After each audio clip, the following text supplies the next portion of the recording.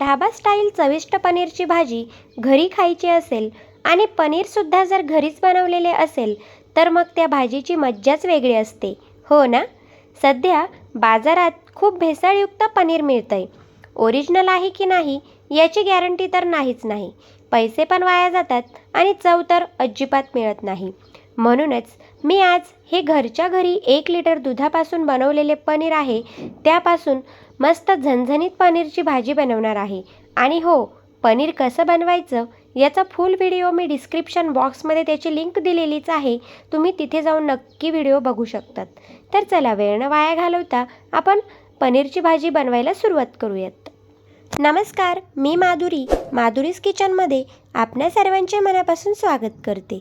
तर सगळ्यात आधी इथे मी जे घरचं पनीर घेतलेलं आहे ते मी छोटे छोटे चौकोनी तुकडे करून घेतलेले आहेत. तुम्ही तुमच्या आवडीप्रमाणे मोठे छोटे तुकडे करू शकतात. आणि इथे घेतले आहेत 2 कांदे, 2 टोमॅटो आणि 5 ते 6 काजू टाकले की ग्रेव्हीला एकदम रिच टेस्ट येते. चला कांदा आणि टोमॅटो बारीक कट करून घेऊयात. तर बघा इथे आता आपल्याला जास्तही बारीक कट करायचे नाही, कारण आपण त्याची ग्रेव्हीच बनवणार आहोत. म्हणून येथे आपण फक्त त्याचे 2-2, 4-4 तुकडे केले तरीसुद्धा चालतात. तर येथे टोमॅटो आणि कांदा मी येथे असे हे थोडेसे जाडसर कापून घेते. तर सगळ्यात आधी गॅसवर कढई ठेवलेली आहे.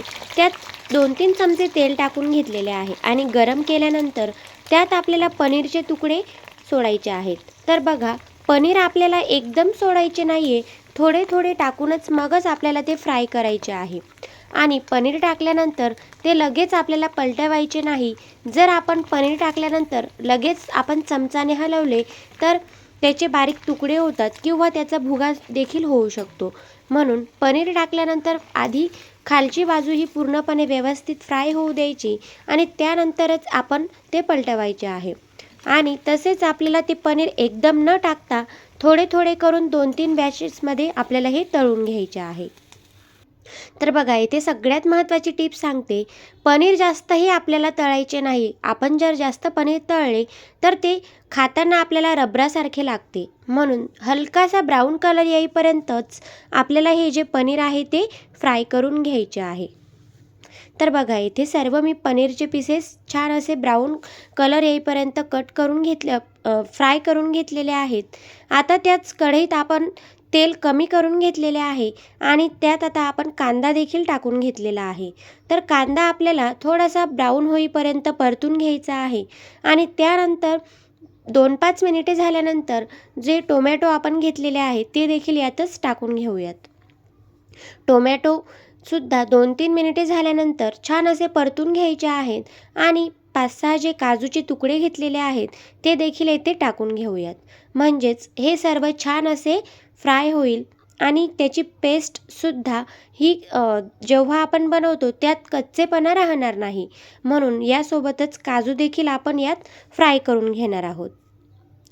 तर बघा हलकासा ब्राऊन कलर येईपर्यंत सर्व आपण हे छान असे तळून घेतलेले आहे. आणि आता एक छोटेसे मिक्सरचे भांडे घेऊन त्यात आपल्याला कांदा, टोमॅटो आणि काजूचे जे तुकडे आहेत ते सर्व आपण टाकून घेतले आहेत. त्यासोबतच येथे थोडासा 7-8 लसणाच्या पाकळ्या आणि अद्रकचा छोटासा तुकडा टाकून घेतलेला आहे आणि छान अशी बारीक पेस्ट करून घेतली. तर लगेच एका साईडला 2-3 चमचे तेल टाकून त्यात तेजपत्ता, थोडेसे अर्धा चमचा जिरे टाकले आणि त्यानंतर आपण जी काही पेस्ट बनवून घेतलेली आहे ती यातच टाकून घेतलेली आहे.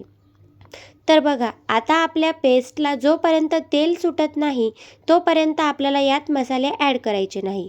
बघा खूप छान असे तेल सुटलेले आहे आणि त्यानंतरच येथे आता मी अर्धा चमचा धना पावडर, तसेच 1 चमचा लाल तिखट आणि अर्धा चमचा येथे मी हळद वापरलेली आहे. तर बघा येथे मी बाहेरचा कोणताही मसाला न वापरता घरचाच मसाला वापरून ही जी पनीरची भाजी आहे ती बनवत आहे. लाल तिखट तुम्ही तुमच्या आवडीनुसार कमी जास्त करू शकतात. तर मसाला इथे छान असा फ्राय करून घ्यायचा आहे.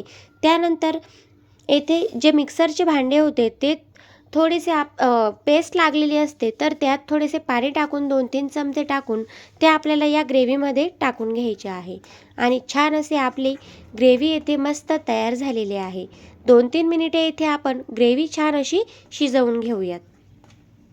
ग्रेव्ही छान शिजवून झाल्यानंतर जे पनीरचे तुकडे आपण फ्राय करून घेतलेले होते ते यात टाकून घेऊयात आणि पुन्हा आपण हे छान असे मिक्स करून घेऊया. तर बघा 2-3 मिनिटे आपल्याला हे असेच ग्रेव्हीमध्ये पनीर मिक्स करून घ्यायचे आहे, म्हणजे पनीरला सर्व बाजूने छान असा मसाला लागतो.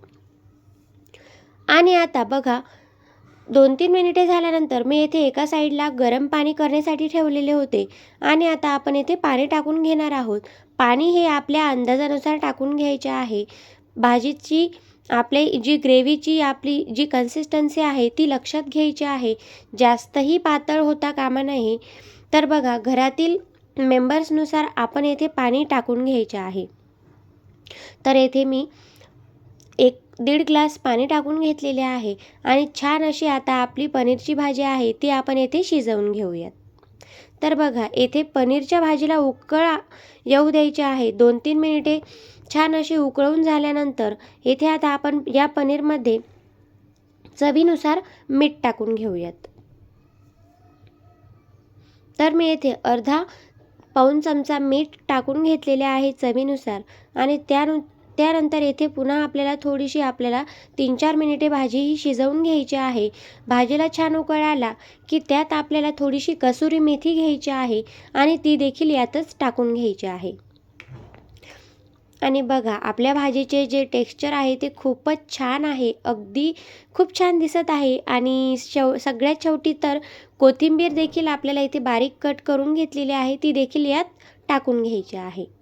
तर बघा दिसते ना अगदी हॉटेलसारखी पनीरची भाजी.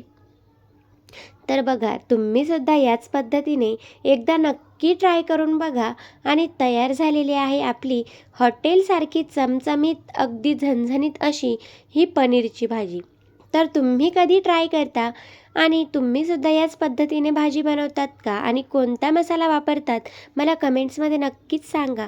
आणि व्हिडिओ थोडासा जरी आवडला असेल तर लाईक करायला विसरू नका आणि अशाच नवनवीन रेसिपीजसाठी चॅनलला सबस्क्राईब करायला विसरू नका. आणि चला भेटूयात आता पुन्हा नेक्स्ट रेसिपीसोबत. धन्यवाद. Bye bye.